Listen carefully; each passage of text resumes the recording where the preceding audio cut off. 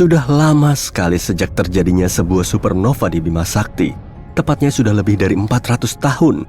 Wah, udah telat banget nih kayaknya. Jadi inilah bintang-bintang yang paling besar kemungkinannya untuk meledak, kalau memang belum. Di urutan paling atas ada bintang Eta Carinii di langit selatan. Huruf Yunani sebelum nama rasi bintang menandakan tingkat kecerahan bintang dalam rasi itu. Sir Edmund Halley di tahun 1677 mencatat Eta Carinii sebagai bintang paling terang ketujuh dalam rasi bintang Carina, karena Eta adalah huruf ketujuh dalam alfabet Yunani. Bintang ini mungkin gak kelihatan begitu terang bagi Sir Edmund dan orang-orang pada zamannya di abad ke-17. Tapi penelitian modern tentang Eta Carinii memperkirakan luminositas bintang ini 5 juta kalinya matahari kita. Luminositas adalah teknik yang dipakai para astronom. Bukan cuma kecerahan, luminositas mengacu pada energi total yang dilepaskan pada semua frekuensi. Eta Carinii melepaskan 5 juta kali energi lebih banyak dibanding matahari. Benar-benar raksasanya Bima Sakti. Eta Carinii 100 kali lebih masif dan 240 kali lebih besar dibanding bintang katai kuning putih kita, matahari. Jelas, karena tampak redup, letak Eta Carinii sangat jauh, sekitar 7.500 tahun cahaya. Tapi, bahkan dalam jarak sejauh ini, kalau bintang ini mengalami hipernova, ledakannya masih tetap bisa berdampak terhadap lapisan ozon bumi, mengganggu komunikasi satelit, dan membahayakan para astronot. 159 tahun setelah pengamatan Halley, Eta Carinii mengalami ledakan mirip nova. Bintang ini meningkat dari bintang yang relatif redup menjadi bintang kedua paling terang yang bisa dilihat dari bumi, tapi cuma dalam periode 27 tahun. Dari 1836 sampai 1863, Eta Carinii adalah bintang paling terang kedua yang bisa dilihat setelah Sirius, bintang anjing. Dan Sirius hanya sekitar 8 tahun cahaya jauhnya. Sejak 1863, selain beberapa lidah api, Eta Carinii telah kembali meredup ke kecerahan awalnya pada magnitudo 4,5. Para astronom berutang permintaan maaf kepada kita yang mungkin nggak akan kita dapatkan segera atas tata nama magnitudo bintang. Makin cerah sebuah bintang, planet, ataupun bulan, makin rendah pula magnitudonya. Jadi, bintang-bintang yang lebih terang dari magnitudo pertama memiliki magnitudo 0 atau negatif. Bulan purnama misalnya bermagnitudo negatif 13. Bintang bermagnitudo positif 4,5 kayak Eta Carinii cukup redup kalau dilihat dari bumi, tapi bisa dilihat dengan jelas di langit malam tanpa polusi cahaya atau awan. Jika kamu tinggal di area selatan lintang Kairo, Mesir, 30 derajat lintang utara adalah posisi paling utara bintang ini yang bisa kamu lihat. Nah, sekarang ini Eta Carinii kayaknya lagi rencanain sesuatu. Bintang ini jadi terang lagi dan sekarang lebih terang dibanding kapanpun sejak 1864. Ini adalah situasi yang rumit. Sebenarnya, Eta Carinii terdiri dari 2 bintang, Eta Carinii A dan Eta Carinii, yap benar, B. Ada bintang ketiga di dekatnya yang juga berinteraksi dengan dinamika bintang ganda itu. Pasti namanya Eta Carinii C deh. Benar. Meledak menjadi 2 bola gas luar biasa masif yang meluas sejauh sekitar 32 juta kilometer per jam. Nggak diragukan lagi, Eta Carinii adalah salah satu bintang dengan tampilan paling aneh yang pernah kamu lihat. Tapi ingat, letaknya 7.500 tahun cahaya dari kita. Kalau ada sesuatu yang terjadi pada Eta Carinii dalam 7.500 tahun, kayak hipernova misalnya, kita nggak akan bisa melihatnya, sebab radiasi elektromagnetik Eta Carinii belum nyampe ke sini. Para astronom mengawasi Eta Carinii sebab bintang ini bisa mengalami hipernova kapan saja, atau mungkin sudah terjadi 5.000 tahun lalu. Kalau begitu, kita cuma harus menunggu 2.500 tahun lagi untuk melihatnya. Oke, kayaknya bakal kutulis di agenda aku.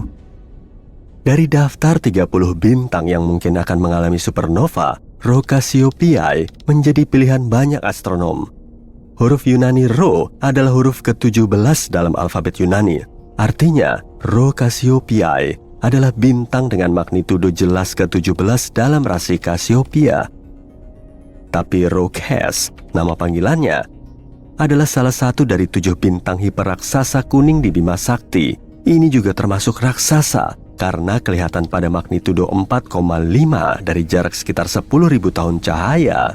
Rokes pasti bintang yang sangat besar, bintang hiperaksasa. Kalau diletakkan di posisi matahari, Rokes akan meliputi orbit Mars. Tapi bintang ini masih kuning, bukan bintang raksasa merah. Merah mengindikasikan suhu permukaan yang lebih dingin. Suhu di permukaan Rokes yang sebesar itu masih sepanas matahari kita, atau bahkan agak lebih panas. Itu cuma berarti 2 hal. Jauh di dalam intinya, Rokes melebur atom yang jauh lebih berat daripada hidrogen atau helium. Selain itu, Rokes menghasilkan jauh lebih banyak energi dibanding bintang raksasa merah.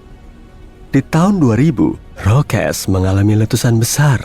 Bintang ini menjadi terang sampai 2 tingkatan magnitudo ketika mengeluarkan materi 10.000 kali massa bumi ke ruang angkasa dalam 4 kali kecepatan suara. Para astronom mendeteksi tanda-tanda titanium oksida dalam letusan ini. Ini artinya Rokes jauh lebih dekat mengalami supernova atau dalam kasus khusus ini hipernova dibanding anggapan para astronom dulu. Besi cuma beberapa tingkat di atas titanium dalam tabel periodik, dan ketika besi terbentuk, peleburan berhenti dan bintang pun kolaps. Rokes benar-benar mendekati itu, atau lebih tepatnya lebih mendekati itu tadinya. Karena letusan yang kita lihat tahun 2000 itu sebenarnya terjadi 10.000 tahun sebelumnya. Banyak astronom berpikir Rokes telah mengalami hipernova, membentuk lubang hitam, dan bahkan udah nggak ada. Sementara itu, Betelgeuse menarik perhatian semua orang belum lama ini. Bintangnya ya, bukan filmnya. Bintang ini meredup secara dramatis, cuma 37% dari kecerahan biasanya. Apa Betelgeuse sedang bersiap untuk mengalami supernova? Betelgeuse sejauh ini adalah bintang paling terang di langit dalam sinar inframerah. Ini fakta penting, sebab terkait status Betelgeuse sebagai calon bintang yang akan mengalami supernova, seperti yang akan segera kita lihat. Betelgeuse juga disebut Alpha Orionis, nama dengan huruf Yunani lainnya.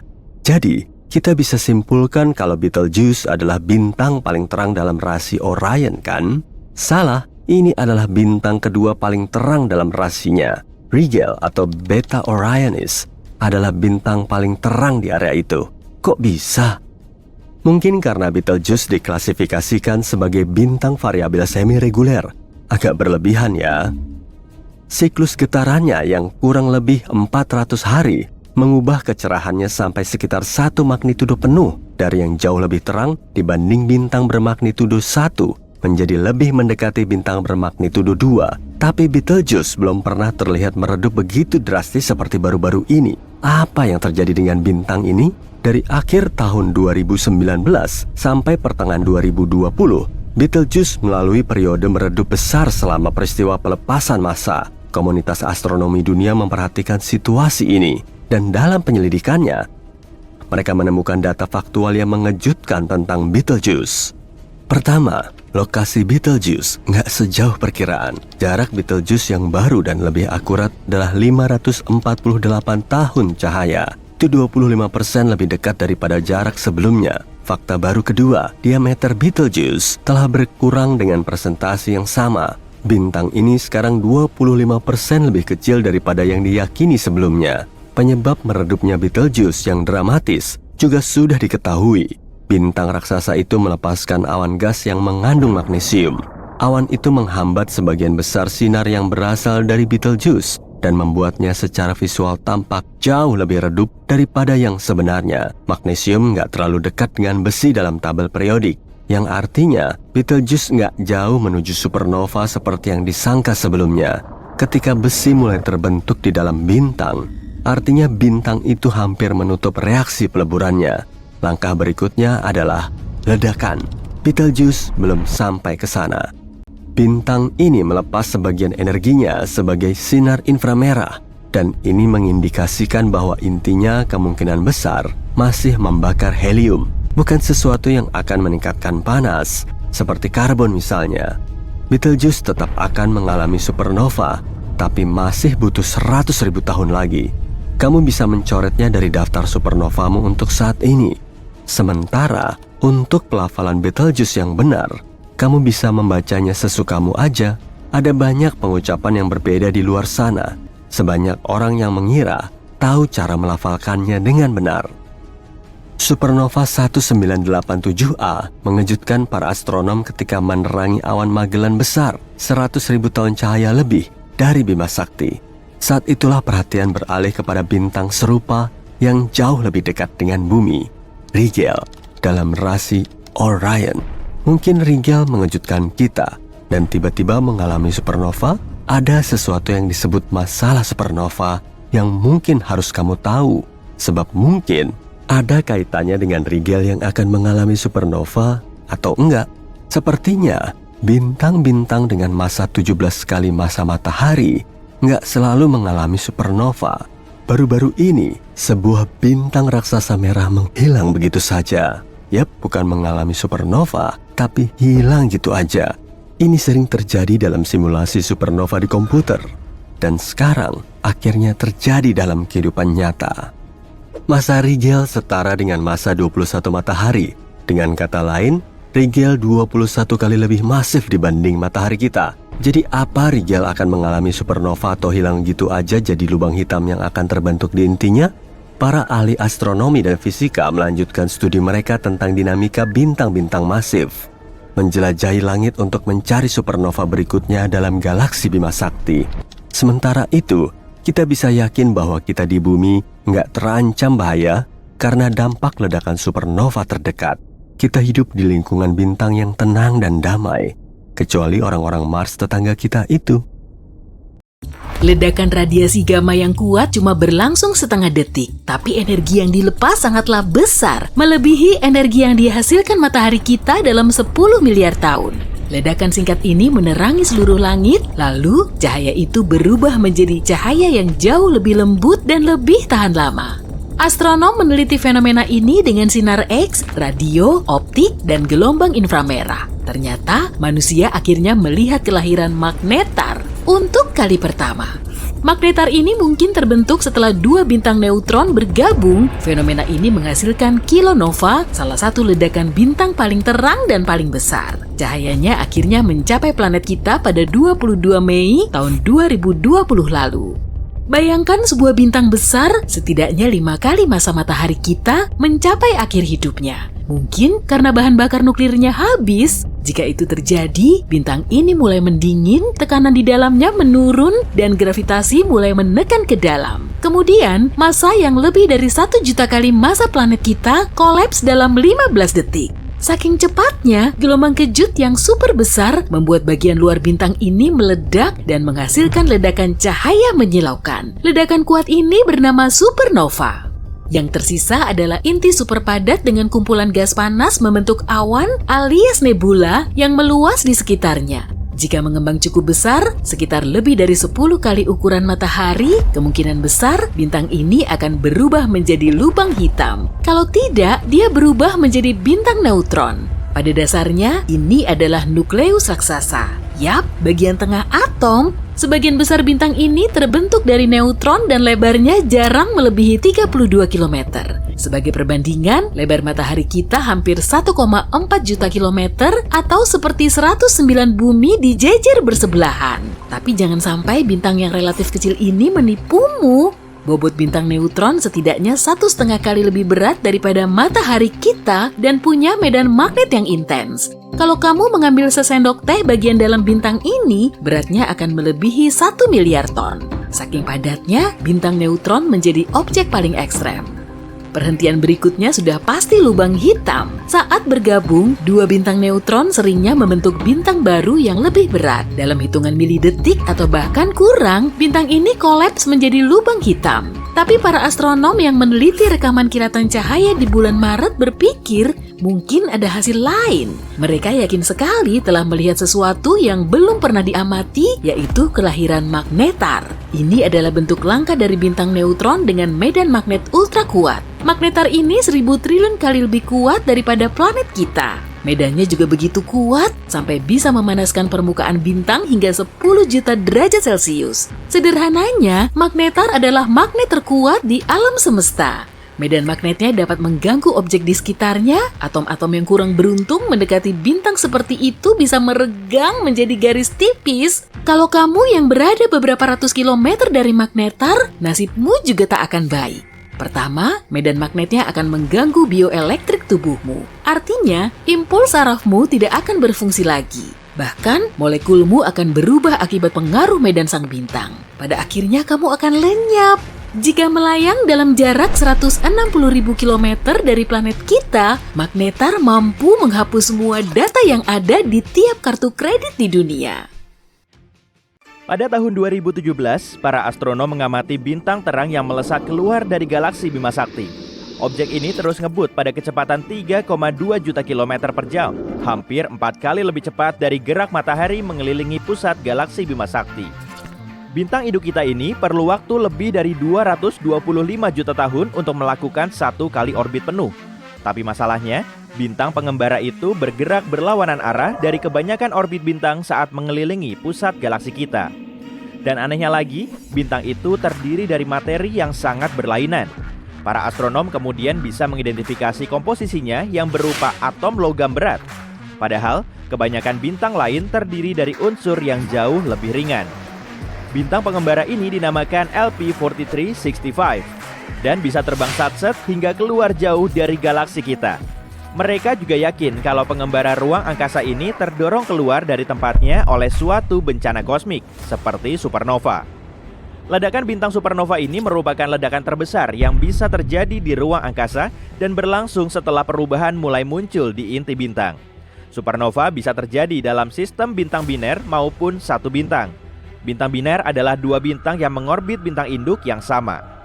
Katai putih superpadat yang jadi salah satu bintangnya bisa mencuri materi dari bintang pasangannya. Dan setelah beberapa saat, si pencuri mengakumulasi banyak materi lalu meledak menjadi supernova. Ada juga supernova yang dipicu oleh bintang tunggal yang mendekati masa akhir hidupnya karena telah kehabisan bahan bakar. Massa yang masuk ke inti bintang akan terus bertambah dan akhirnya inti bintang jadi terlalu berat sampai nggak mampu lagi menahan gravitasinya sendiri.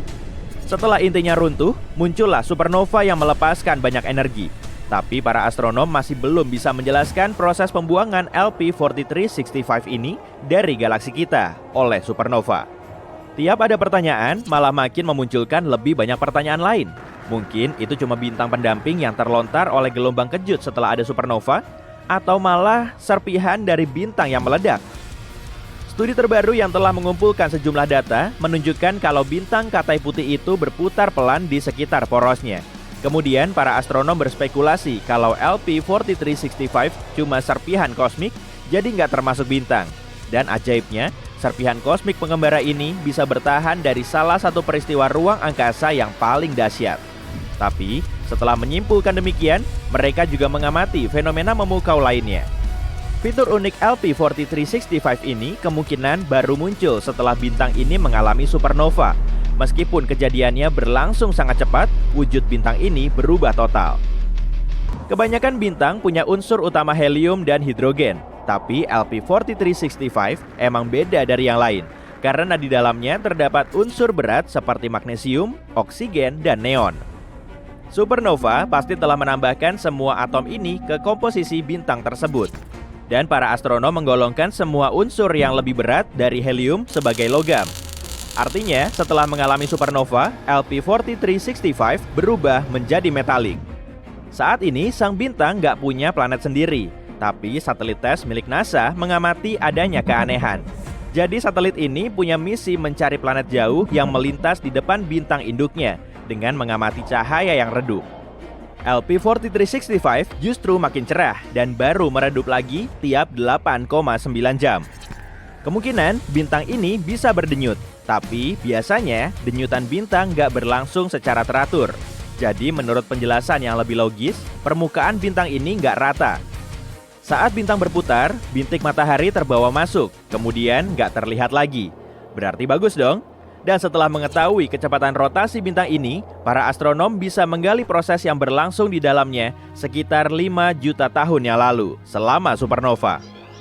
Eksoplanet biru terang HD 189733b kelihatan tenang dan sangat familiar. Mirip banget kayak bumi kita. Tapi kemiripan ini justru menyimpan misteri yang nyeremin. Di permukaannya, angin bertiup dengan kecepatan 8.700 km per jam atau 7 kali kecepatan suara. Itu pun masih belum seberapa, karena di planet super panas ini juga ada hujan kaca yang arahnya menyamping. Bintang neutron adalah inti bintang raksasa yang sangat padat. Bintang ini memancarkan sinar X atau gelombang radio. Tapi pada tahun 2018 lalu, para astronom mendeteksi aliran cahaya inframerah misterius yang rupanya berasal dari bintang neutron sejauh 800 tahun cahaya dari bumi.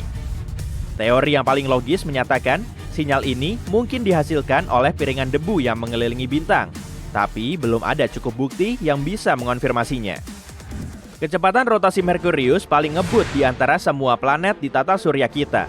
Planet ini mengorbit matahari dengan kecepatan lebih dari 160.000 km per jam, mengungguli planet kita lebih dari 64.000 km per jam. Karena inilah, 1 tahun di Merkurius sama dengan 88 hari di bumi. Jarak orbit Merkurius ke matahari juga paling dekat. Makanya, kalau kamu memapakkan kakimu di permukaan Merkurius pada titik terdekatnya dengan matahari, ukuran matahari akan kelihatan 3 kali lebih besar daripada saat kita melihatnya dari bumi. Pulsar Black Widow adalah bintang neutron yang berputar. Pulsar ini melahap bintang katai coklat ringan yang jadi pasangannya. Semakin banyak energi yang dikonsumsi, akan semakin lambat laju perputarannya. Energi yang hilang selama proses ini menyebabkan bintang pasangannya mulai menyusut. Di konstelasi Centaurus, terdapat awan molekul yang nggak bisa kita sebut sebagai tempat yang aman dan tenang untuk bermain-main. Tempat ini terdiri dari hidrogen dan bintang yang baru lahir.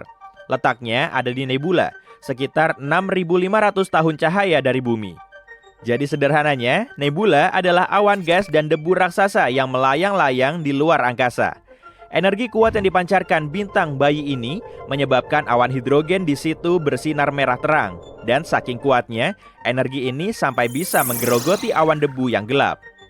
Para astronom bisa mengamatinya saat awan debu ini menghilang seperti gumpalan mentega di wajan panas. Eksoplanet jauh seukuran Neptunus, Gliese 436b, terbilang sangat unik karena terbuat dari es superpanas yang berkobar. Planet ini mengelilingi katai merah Gliese 436 dalam satu orbit full cuma dalam 2 hari. Dengan kata lain, jarak eksoplanet ini sangat mepet dengan bintang induknya. Mungkin karena ini juga, suhu di dalamnya jarang ngedrop di bawah 427 derajat Celcius. Tapi menariknya, ada banyak sekali es yang dikenal sebagai Ice X. Es ini tetap padat meskipun suhunya sangat tinggi. Jupiter adalah planet terbesar di tata surya kita. Planet ini 318 kali lebih besar dari bumi dan 2,5 kali lebih besar dari total ukuran planet lain di tata surya kita. Tapi anehnya, kalau bobot raksasa gas ini makin berat, ukurannya malah mengecil. Tambahan massa yang didapat akan bikin planet ini lebih padat, lalu membuatnya mulai menarik dirinya sendiri. Para astronom mengklaim Jupiter kemungkinan akan 4 kali lebih berat dari bobotnya sekarang, tapi ukurannya nggak akan berubah. Ukuran galaksi DG-SAT-1 sebesar Bima Sakti, tapi galaksi ini nggak begitu kelihatan karena semua bintangnya hampir transparan. Yang bikin DG-SAT-1 super unik, yaitu galaksi ini cuma berdiri sendiri. Kalau galaksi lain sih biasanya berkelompok. Mungkin DG-SAT-1 telah terbentuk di periode lain sekitar 1 miliar tahun setelah Big Bang. Kalau klaim ini terbukti benar, berarti galaksi tersebut telah jadi fosil hidup. Satelit Saturnus, Hyperion, termasuk satelit teraneh di tata surya kita. Tapi bentuknya sebetulnya nggak aneh-aneh amat. Satelit yang menyerupai batu apung ini dipenuhi banyak kawah, serta memiliki listrik statis yang mengalir keluar angkasa. Sekitar 4.000 tahun cahaya dari bumi, ada planet yang wujudnya mirip bongkahan berlian besar. Kepadatannya paling tinggi di antara semua planet yang telah ditemukan, dan sebagian besarnya terdiri dari karbon. Saking padatnya, sampai-sampai para astronom memperkirakan kalau karbon ini berwujud kristal. Maka sebagian dari planet ini kemungkinan berupa berlian. Ceres merupakan objek luar angkasa paling berat di sabuk asteroid antara Jupiter dan Mars. Total masanya hampir sepertiga dari massa seluruh sabuk asteroid. Selain itu, Ceres merupakan planet katai terkecil di luar sana. Benda luar angkasa ini juga menjadi satu-satunya planet katai yang terletak di sabuk asteroid sekaligus di tata surya bagian dalam. Para astronom kadang menjuluki Jupiter sebagai bintang gagal. Raksasa gas ini memang punya banyak helium dan hidrogen, tapi dengan massa segitu, Jupiter nggak bisa melakukan reaksi fusi di dalam intinya. Dengan cara seperti ini, bintang akan menghasilkan energi. Atom hidrogen saling berfusi di bawah tekanan dan panas ekstrim, lalu menghasilkan helium. Proses ini juga melepas cahaya dan panas.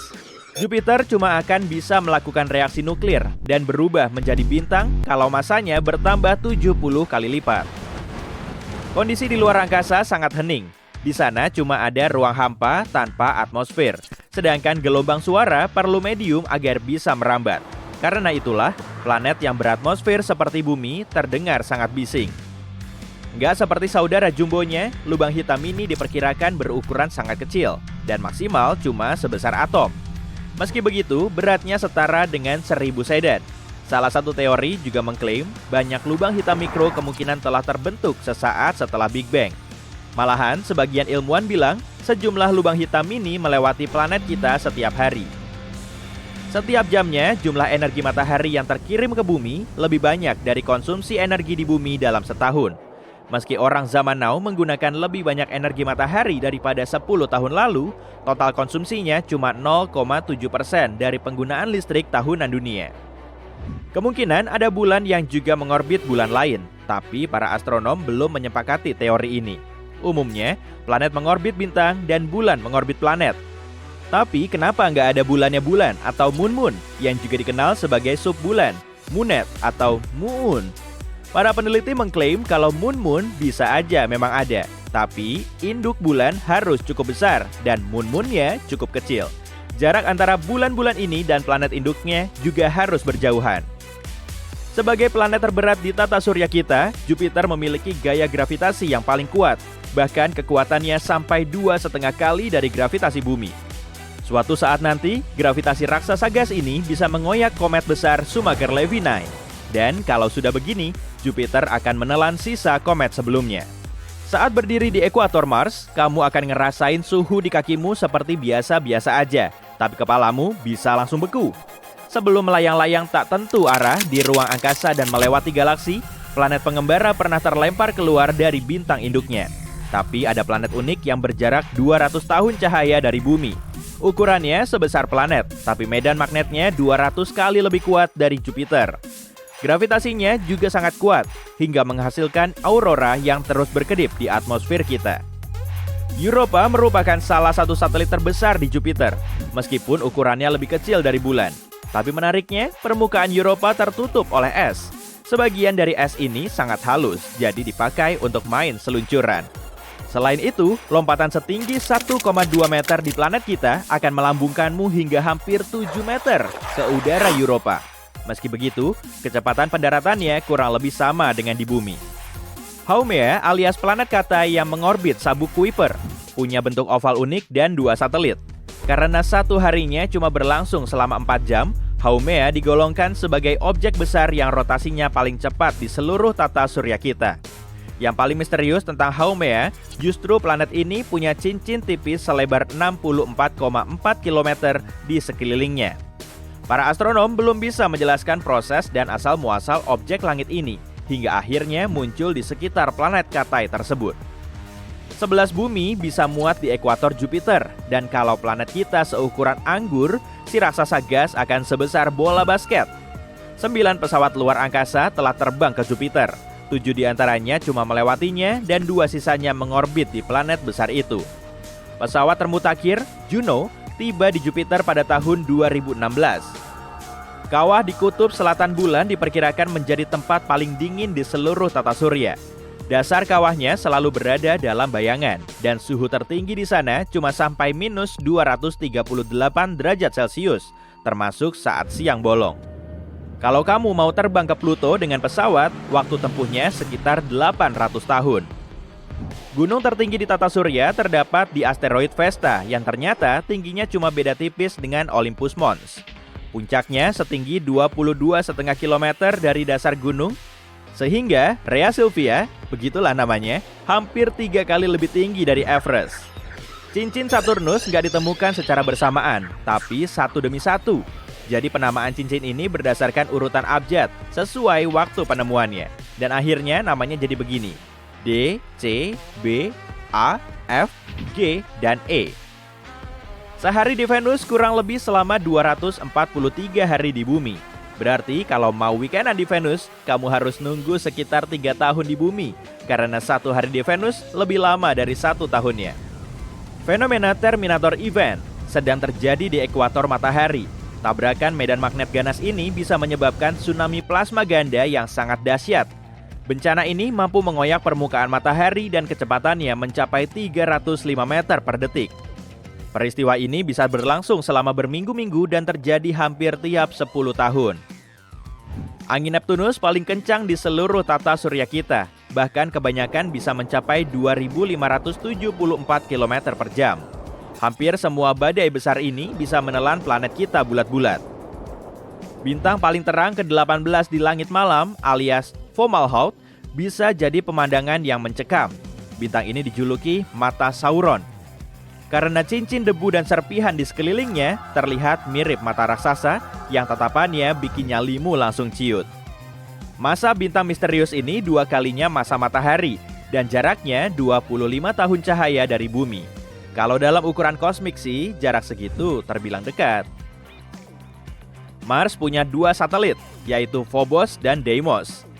Dalam 30-50 juta tahun ke depan, gaya gravitasi planet ini akan mengoyak Phobos. Dan peristiwa ini mungkin akan menyebabkan terbentuknya cincin di sekitar Mars. 1 asteroid seukuran mobil memasuki atmosfer bumi setiap tahun. Penyusup kayak gini bisa aja menghancurkan 1 kota kecil dari muka bumi. Debu dan asapnya akan naik ke atmosfer, menghalangi sinar matahari yang mau masuk ke permukaan planet kita. Akibatnya, suhu global ngedrop dan iklim pun berubah. Tapi untungnya, asteroid seperti ini sudah terbakar di atmosfer sebelum mendekati permukaan bumi. Sinyal radio yang terpancar dari ruang angkasa saat menghubungi bumi nggak sekuat bola lampu di lemari es. Setelah sampai di bumi, kekuatannya cuma 1/1 kuintillion watt. Pantesan aja ya, antena yang menangkap sinyal super lemah ini sangat besar. Deep Space Network yang mendeteksi sinyal dari pesawat luar angkasa punya antena parabola yang berukuran hingga 70 meter, lebih besar dari lapangan sepak bola. Pada tahun 1999, NASA kehilangan pengorbit Mars karena tim tekniknya menggunakan sistem metrik, sedangkan tim yang lain menggunakan bantuan sistem imperial. Nebula adalah awan gas dan debu raksasa. Seiring waktu, gravitasi akan menarik gumpalan debu dan gas ini hingga ukurannya terus besar. Gravitasinya juga semakin kuat. Akhirnya, massa nebula akan jadi sangat berat hingga runtuh oleh gravitasinya sendiri, lalu terbentuklah bintang baru. Sekitar 4.000 tahun cahaya dari bumi, tepatnya di konstelasi Scorpion, ada nebula kupu-kupu berdiameter lebih dari 3 tahun cahaya. Struktur di dalam nebula ini menjadi salah satu bentuk paling jelimet yang pernah teramati. Bintang induk nebula yang berupa katai putih punya suhu 250.000 derajat Celcius. Artinya, bintang ini terbentuk dari bintang besar lain yang diperkirakan lebih dari 5 kali lebih besar dari matahari kita.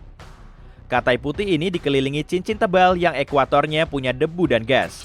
Mungkin karena itulah seluruh strukturnya kelihatan mirip jam pasir atau kupu-kupu. Kalau semua asteroid di tata surya digabungin, total masanya nggak akan melebihi 10% dari massa bulan kita. Ada awan uap air yang melayang-layang di luar angkasa. Awan ini mengelilingi lubang hitam supermasif sejauh 12 miliar tahun cahaya dari bumi. Awan mengandung 140 triliun kali dari seluruh volume air di planet kita. Para astronom memperkirakan awan air ini muncul 1,6 miliar tahun lebih lambat dari alam semesta kita. Objek terpadat di ruang angkasa adalah bintang neutron. Meski cuma seukuran 1 kota kecil, masanya sekitar 1,4 kali massa matahari. 1 sendok teh materi bintang neutron akan seberat 1 miliar ton. Dan gravitasi bintang neutron 2 miliar kali lebih kuat dari gravitasi di planet kita. Pada tahun 1993, probe Galileo sedang melakukan perjalanan melewati asteroid Mini dan diameter maksimumnya 32 km. Tetap aja sih, objek kecil ini punya satelit selebar 1,6 km. para astronom telah menemukan banyak satelit yang mengorbit di berbagai planet kecil di tata surya. Kita dilingkupi matahari. Atmosfer bintang ini membentang jauh melampaui permukaannya yang terlihat, dan planet kita berada dalam jangkauannya. Begitulah angin surya menghasilkan fenomena menakjubkan seperti cahaya kutub utara dan selatan. Medan magnet bumi menyembunyikan cerita yang menarik. Ternyata medan magnet bumi semakin melemah dari hari ke hari. Bahkan hal ini telah terjadi selama 3.000 tahun terakhir. Dan jika tren ini terus berlanjut, kita akan menghadapi masalah dalam 1 milenium ke depan. Apa masalahnya? Bayangkan ini. Magnet utara menjadi magnet selatan dan sebaliknya.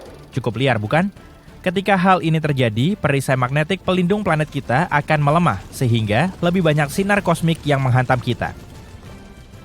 Partikel-partikel berenergi tinggi dari alam semesta ini bisa menyebabkan kerusakan elektronik di satelit-satelit kita dan menghasilkan elemen-elemen yang bisa membahayakan kita.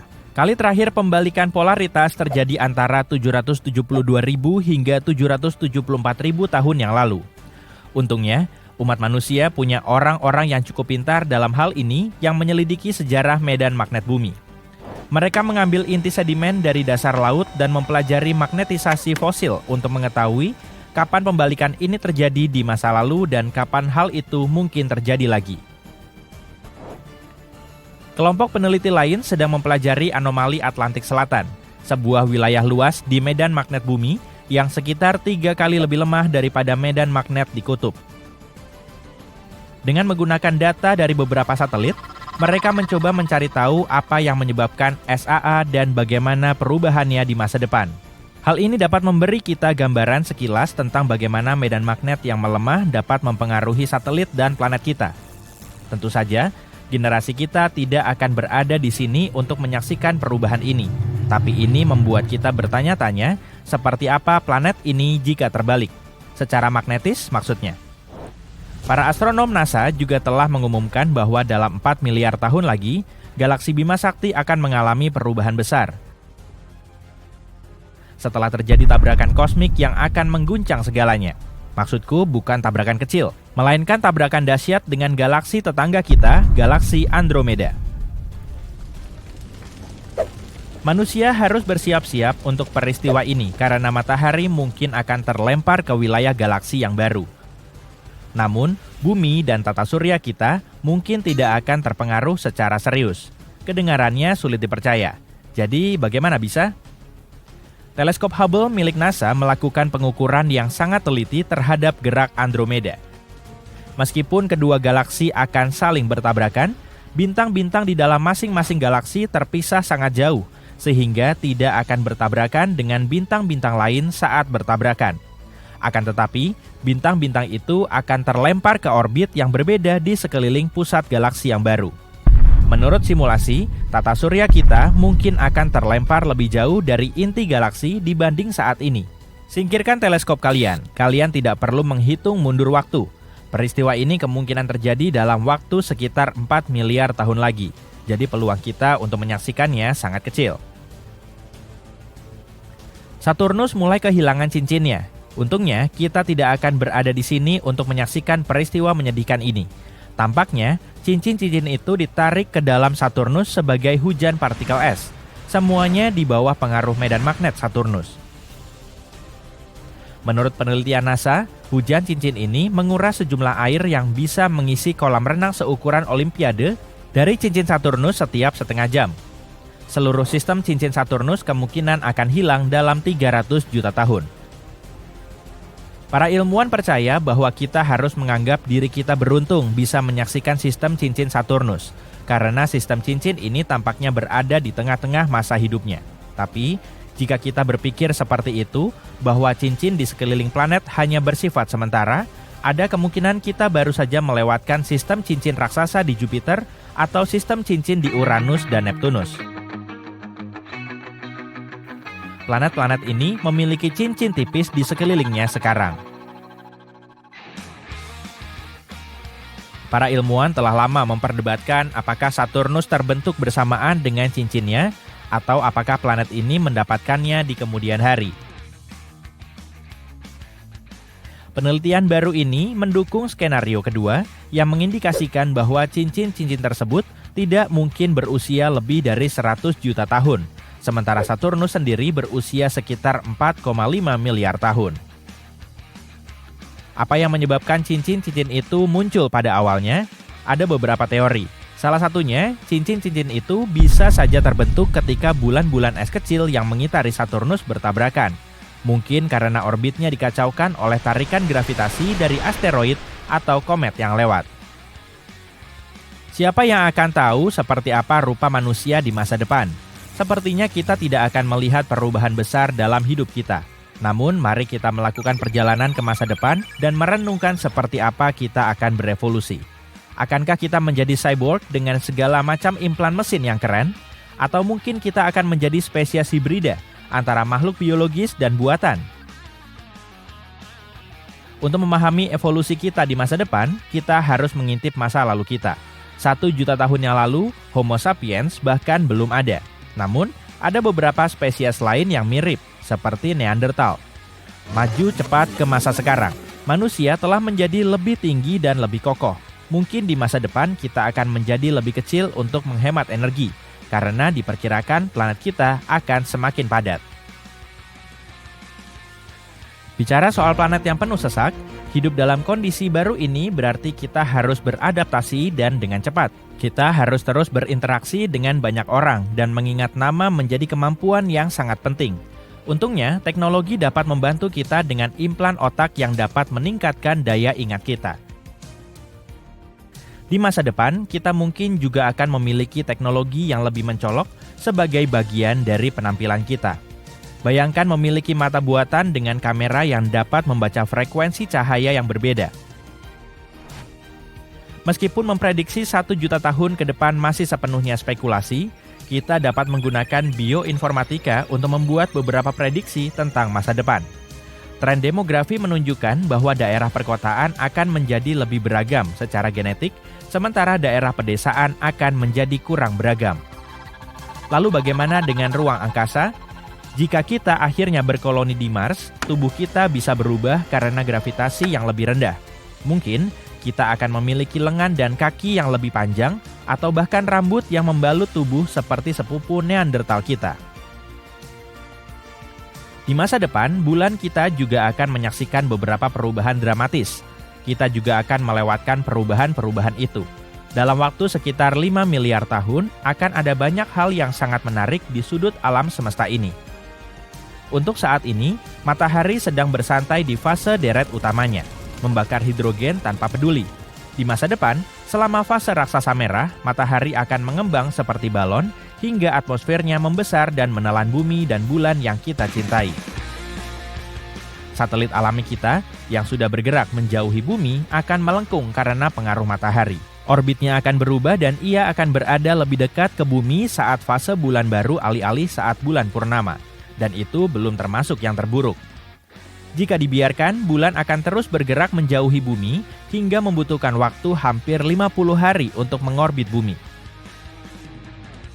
Ketika matahari melanjutkan perjalanannya, atmosfernya akan menarik bulan dan menyebabkan orbitnya rusak.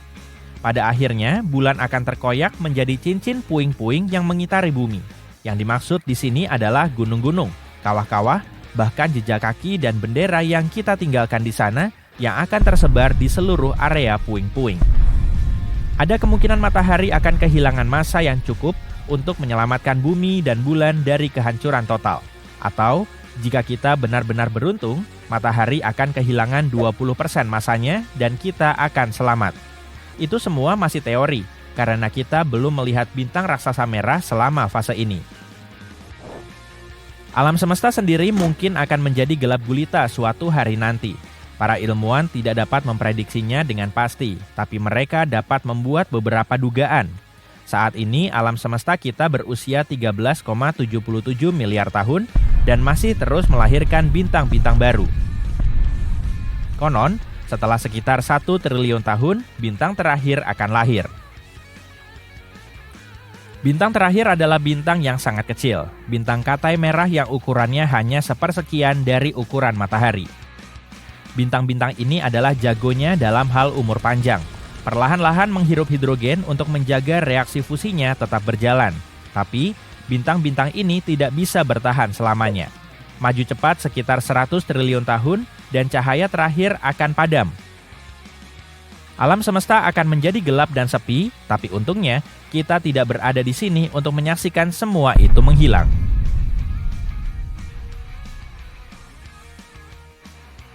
Kastel adalah tempat dingin di masa lalu. Batuannya kayak memancarkan dinginnya musim dingin. Inilah alasan praktis kenapa permadani digantung di dinding kastel agar hawa dingin bertahan di luar dan kehangatan di dalam. Tapi, kamu nggak bisa menggantung begitu saja barang-barang tua di dinding kastel. Benda itu harus indah, heroik, dan punya fitur mengesankan. Bangsa Yunani kuno menggantung permadani atau hamparan di dinding kastil langit. Hamparan indah yang terbuat dari bintang-bintang. Ke-48 rasi di langit utara, semuanya didesain dan diberi nama oleh bangsa Yunani. Kisah Andromeda adalah salah satu hamparan itu. Terdiri dari 7 rasi bintang yang menyebar di seluruh langit musim gugur, kisah itu mengandung pengamatan astronomi terperinci yang dilestarikan sebagai sorotan di hamparan langit. Kisah itu dimulai dari rasi bintang Cassiopeia, ratu kerajaan tertua di Afrika Ethiopia.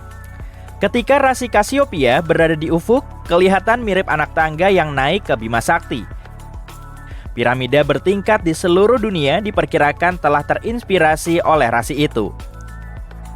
Bagaimanapun, Cassiopeia adalah rasi cantik yang mengindikasikan bahwa Ratu Cassiopeia juga wanita cantik. Dia cantik, tapi sekaligus sombong yang memicu semua tindakan dramatis. Cassiopeia bisa ditemukan di langit malam berseberangan dengan beruang besar dari Polaris. Seperti beruang besar, Cassiopeia mengitari Polaris dan merupakan rasi bintang kutub. Sebuah supernova teramati di rasi Cassiopeia sekitar tahun 1680 waktu bumi. Cassiopeia A yang telah muncul sekitar 11.000 tahun lebih dulu.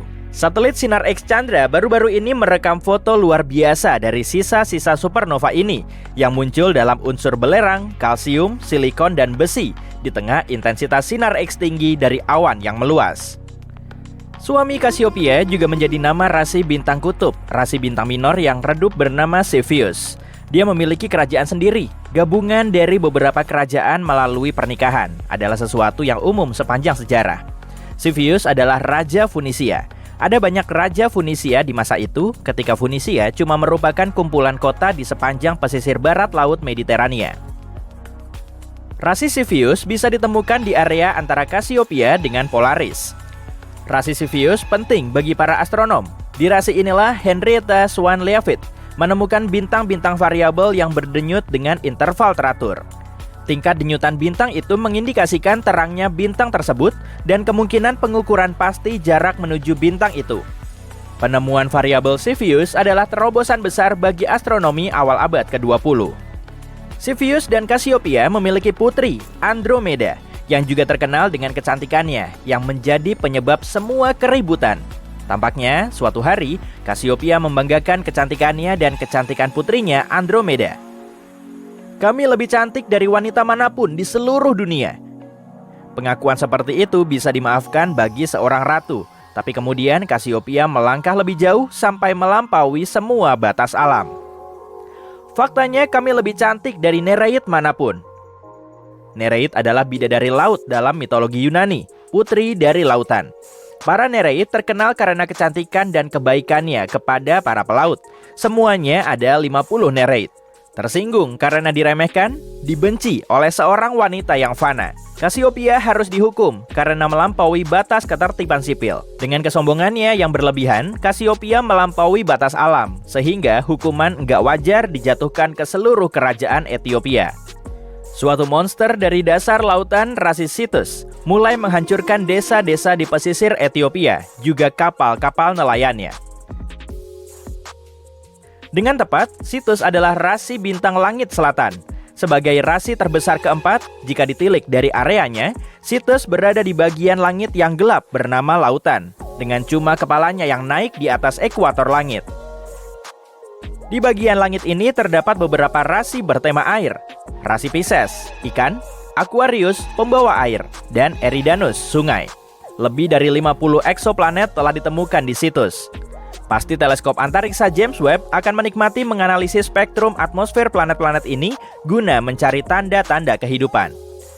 Sementara itu, Ratu Cassiopeia dan Raja Cepheus harus melakukan sesuatu terkait monster yang menghancurkan pesisir Ethiopia. Mereka berkonsultasi kepada seorang peramal dan sekali lagi melewati batas ranah akal dan alam. Katakan peramal, apa yang harus kami lakukan untuk menghentikan monster yang merusak kerajaan kami? Monster ini bukan bencana alam yang wajar, ada pelanggaran yang dilakukan terhadap alam yang lebih tinggi. Dan ini hukumannya. Monster tak bisa dihentikan dengan cara biasa. Hanya korban manusia yang paling mulia yang bisa menenangkan hewan itu. Satu kesalahan menambah kesalahan lain. Orang paling mulia di kerajaan itu tentu saja Putri Andromeda. Menurut titah ayahnya dan persetujuannya, atau mungkin saran ibunya, Andromeda dirantai pada sebuah batu di lepas pantai. Dialah korban manusia yang diharapkan orang tuanya akan menyelamatkan kerajaan. Wah, taram. Datanglah pahlawan Yunani yang akan menyelamatkan hari, mencegah korban manusia, dan mengubah Situs menjadi batu. Perseus. Dari mana asal Perseus? Menurut legenda, dari Kepulauan Hebrides. Perseus pergi ke Hebrides dalam rangka mengejar Gorgon Medusa.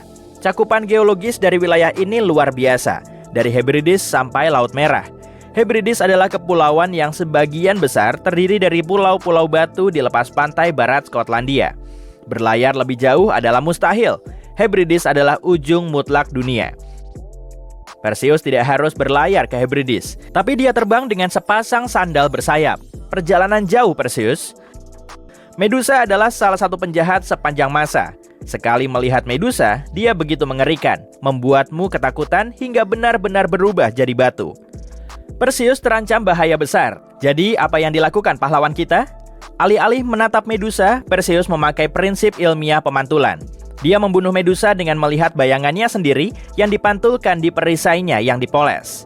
Dalam hamparan langit kita, Perseus digambarkan mengangkat kepala Medusa yang terpenggal. Di langit malam, satu mata di kepala Medusa terbuka dan terpejam dan terbuka lagi.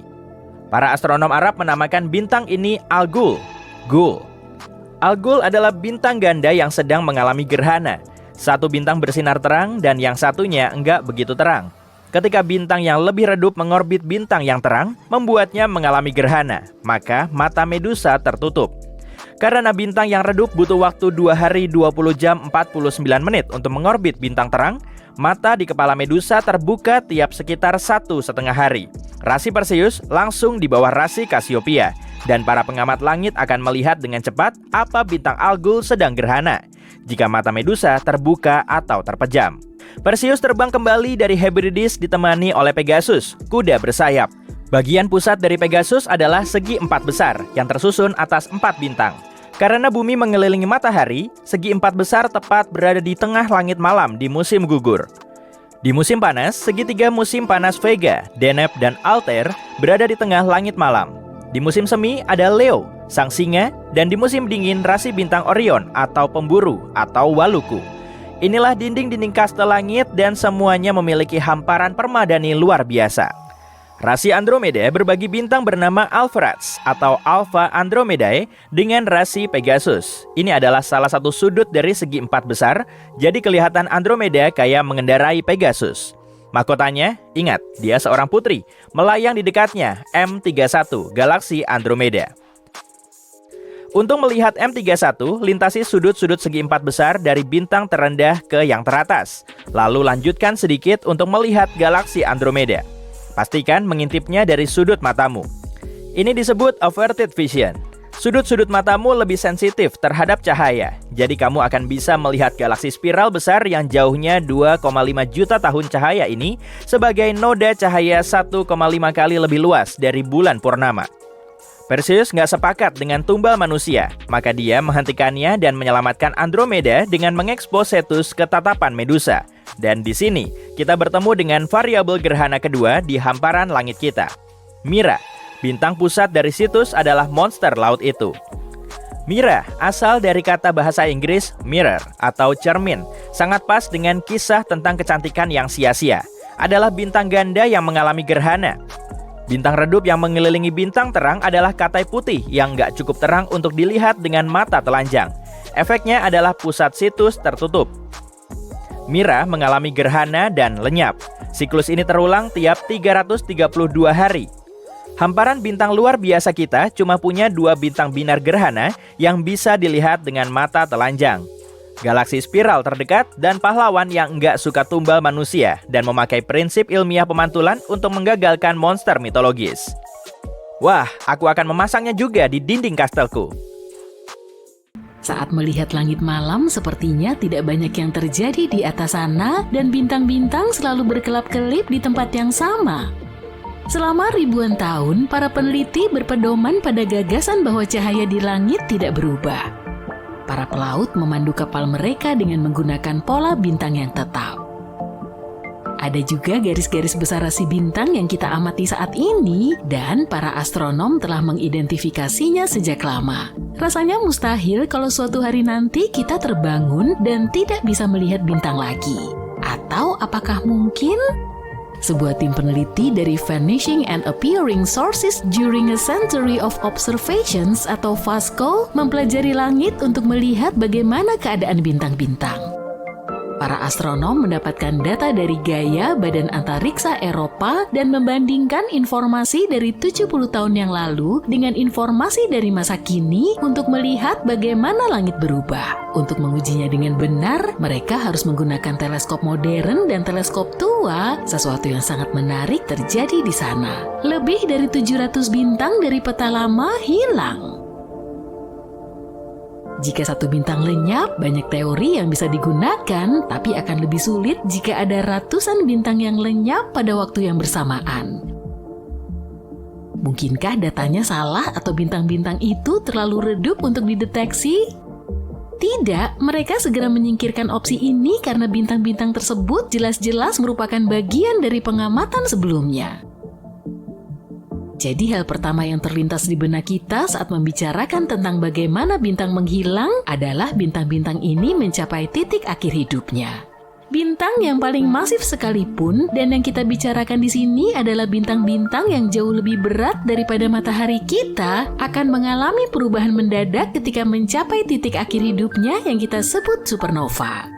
Supernova adalah ledakan dahsyat yang kemudian bersinar selama berbulan-bulan dan masih terlihat bahkan dalam jarak ratusan juta tahun cahaya. Tapi itulah intinya, kita bisa melihat jejaknya tidak seperti di sini.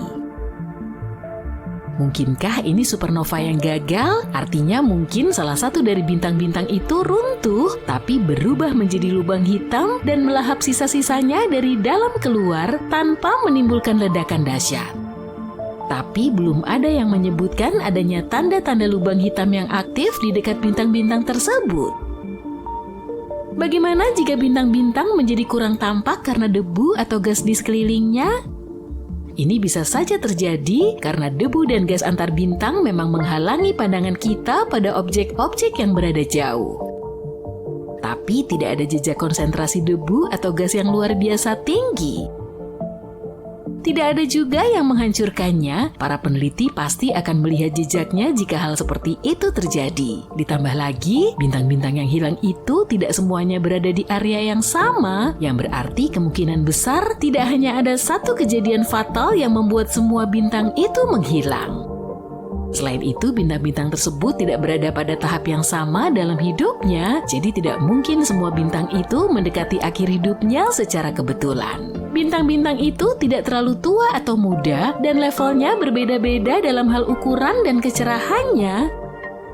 Pada saat-saat tertentu, bintang-bintang ini bahkan tampak tidak lenyap karena suatu peristiwa alam. Mungkin sesuatu yang berhubungan dengan peradaban lain, yang mungkin ada di suatu tempat di luar angkasa. Mungkin itulah salah satu cara untuk mencarinya. Kita bisa saja menemukan peradaban rahasia dari planet lain jika kita mengamati dengan cermat perilaku bintang-bintang, terutama yang tidak bisa kita jelaskan.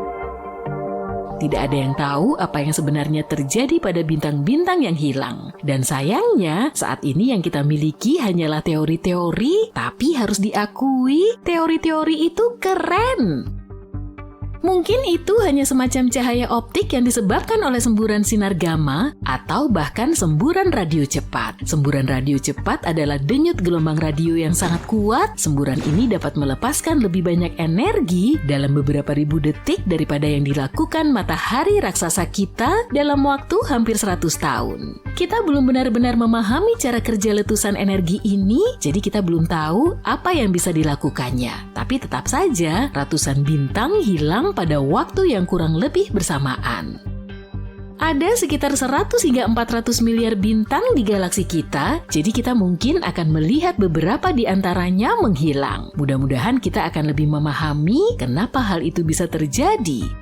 Tentu saja para ilmuwan tidak yakin dengan jumlah ini karena kita tidak bisa melihat semua bintang Bima Sakti dari bumi. Ada yang terlalu redup, ada yang terlalu jauh, atau bahkan tersembunyi oleh debu dan gas. Tapi mereka mengasumsikan jumlah tersebut berdasarkan ukuran, bentuk, dan kemungkinan massa Bima Sakti. Dari miliaran bintang, ada sekitar 9.000 bintang yang bisa kita lihat dengan mata telanjang. Kalau kamu ingin melihat lebih banyak lagi, kamu butuh teleskop yang bagus yang akan memperlihatkan bintang-bintang lebih redup yang tidak bisa dilihat oleh mata kita. Banyak bintang yang kita lihat di langit malam mungkin sudah tidak hidup lagi. Bintang adalah bola gas raksasa yang menghasilkan cahaya dan panas melalui peleburan nuklir di dalam intinya. Tapi bintang juga memiliki umur yang terbatas dan pada akhirnya bintang akan kehabisan bahan bakar dan berhenti bersinar. Ketika sebuah bintang mati, dia akan menjadi katai putih, bintang neutron atau lubang hitam, tergantung ukurannya. Para ilmuwan menemukan bahwa sebagian bintang yang kita lihat di langit malam sudah terlalu tua untuk bisa bersinar. Artinya, bintang-bintang itu mungkin sudah memudar, tapi kita masih bisa melihat cahayanya karena butuh waktu yang lama untuk sampai ke kita. Sebenarnya kita mungkin sedang melihat masa lalu ketika kita menatap bintang-bintang. Perhatikan semua bintang yang bisa kamu lihat dengan mata telanjang. Bintang-bintang itu berada pada jarak 4.000 tahun cahaya dari kita. Artinya yang kita lihat adalah bintang-bintang yang muncul 4.000 tahun yang lalu. Sebagian besar bintang yang kita kenal berada di dalam galaksi yang merupakan kumpulan bintang, gas, dan debu yang sangat besar dan disatukan oleh gravitasi. Tapi ada juga area kosong yang luas di antara galaksi-galaksi dan pertanyaannya adalah, mungkinkah di area tersebut terdapat bintang? Tampaknya area-area ini tidak sepenuhnya kosong. Masih ada gas dan debu serta materi gelap, yaitu materi yang tidak bisa kita lihat tapi kita tahu keberadaannya karena efek gravitasinya pada objek lain. Para ilmuwan bahkan telah menemukan beberapa bintang yang terisolasi di area ruang angkasa ini. Bintang-bintang itu tidak terbentuk di sana, melainkan ada di sana secara tidak sengaja, yang berarti bintang itu mungkin terlontar dari galaksinya karena gaya gravitasi atau tabrakan dengan objek lain. Mungkin ada lebih banyak bintang-bintang seperti ini daripada yang kita sadari, tapi terlalu redup untuk bisa dilihat dari bumi. Bintang sebenarnya tidak berkelap-kelip, hanya saja kita yang melihatnya seperti itu dari bumi. Kelihatannya bintang berkelap-kelip karena atmosfer planet kita yang bergejolak. Cahaya dari sebuah bintang harus melewati banyak lapisan atmosfer, tidak semua lapisan itu sama rapatnya, sehingga menyebabkan cahaya dibelokkan, berubah warna dan intensitasnya. Ada satu bintang bernama Sirius yang terkadang berkelap-kelip, berkilau, dan berkedip-kedip, sehingga sebagian orang bahkan cenderung melaporkannya sebagai sesuatu yang berasal dari luar angkasa. Itu karena Sirius sangat terang dan seringkali berada rendah di cakrawala, yang berarti lebih banyak mengalami efek khusus dari atmosfer bumi. Ketika berada di luar angkasa, para astronom dan astronot yang mengamati bintang-bintang dari sana tidak melihatnya berkelap-kelip. Hei, kamu mau dengar sesuatu yang keren?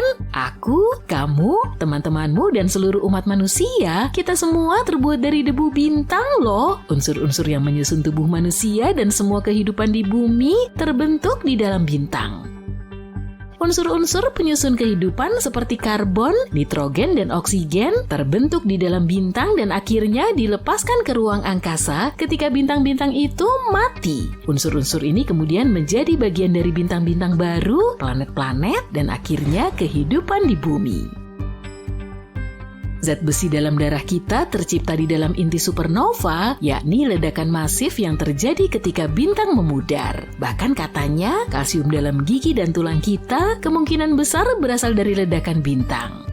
Oksigen di paru-paru kita juga terbentuk di dalam inti bintang masif sebelum dilepaskan ke ruang angkasa melalui supernova. Hei, bisa minta tolong nggak? Coba bayangin saat pertama kali kamu pergi berkemah. Mungkin kamu pergi bersama orang tuamu, mungkin juga saat karya wisata bersama teman-teman sekolahmu. Apapun itu, cobalah untuk membayangkan atau mengingat bagaimana rasanya saat hari hampir berakhir. Matahari sudah terbenam, tapi masih ada cahaya di luar. Katakanlah kamu sedang berbaring, mencoba untuk beristirahat sejenak. Apa hal pertama yang kamu ingat ketika melihat ke atas? Jika kamu sama sepertiku, mungkin yang pertama kali dilihat adalah banyaknya bintang yang berkelap-kelip di hadapanmu. Bintang-bintang ini yang sebagian besar bisa kamu lihat tanpa alat bantu adalah bagian dari Bima Sakti. Percaya atau tidak, galaksi kita yang menakjubkan ini usianya hampir sama tuanya dengan alam semesta itu sendiri. Selain usia, galaksi ini juga merupakan tempat yang menyenangkan. Bima Sakti bagaikan tempat pembibitan kosmik, tempat bintang-bintang baru dilahirkan. Dan aku kasih tahu ya, galaksi ini adalah rumah bagi beberapa tempat yang paling menarik. Setidaknya dari apa yang bisa kita lihat dalam foto. Ambil contoh Gunung Mistik, sebuah area di Nebula Carina. Di sini segala sesuatunya selalu memercik dan penuh energi. Hal ini disebabkan oleh kolom gas yang bertabrakan dan menciptakan semburan yang saling berlawanan yang terlempar seperti pemain akrobat di sirkus. Ini seperti gerakan khas bintang yang sedang dilahirkan loh. Dan kalau kamu perhatikan foto yang mengagumkan ini, kamu akan melihat elemen-elemennya menampilkan pertunjukan yang penuh warna. Biru melambangkan oksigen, hijau untuk hidrogen dan nitrogen, dan merah untuk belerang yang mendesis. Siap untuk perhentian berikutnya dalam perjalanan kita melintasi Bima Sakti? Lihatlah awan debu dan gas antar bintang yang sangat besar dan meliuk-liuk di tengah-tengah M16 ini, yang juga dikenal sebagai nebula elang. Di sana ada pilar-pilar penciptaan yang sangat keren, yang tampak seperti tiang-tiang menjulang tinggi, tempat bintang-bintang baru bersembunyi dan bersantai. Aku tahu ini bukan pertama kalinya teleskop Hubble memotret pemandangan hebat seperti ini, tapi percaya deh, ini adalah foto yang paling detail dan menakjubkan. Pilar-pilar itu dihujani sinar ultraviolet yang sangat panas dari sekelompok bintang muda yang menggantung di luar bingkai. Bintang-bintang superstar ini sebenarnya menyebabkan menara debu dan gas perlahan-lahan terkikis oleh angin kencang.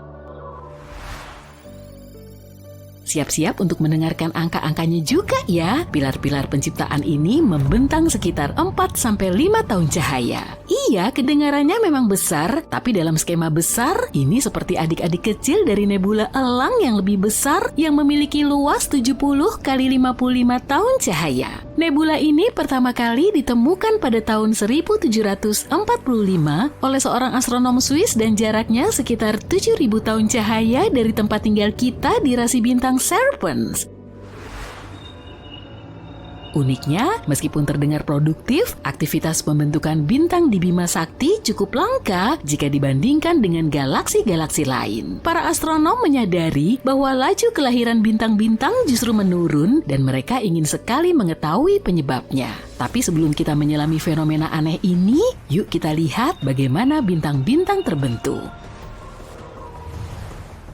Sulit bagi kita untuk mengetahui dengan pasti dari sini, yang bisa kita kumpulkan tentang siklus hidup bintang berasal dari pengamatan bintang-bintang di Bima Sakti.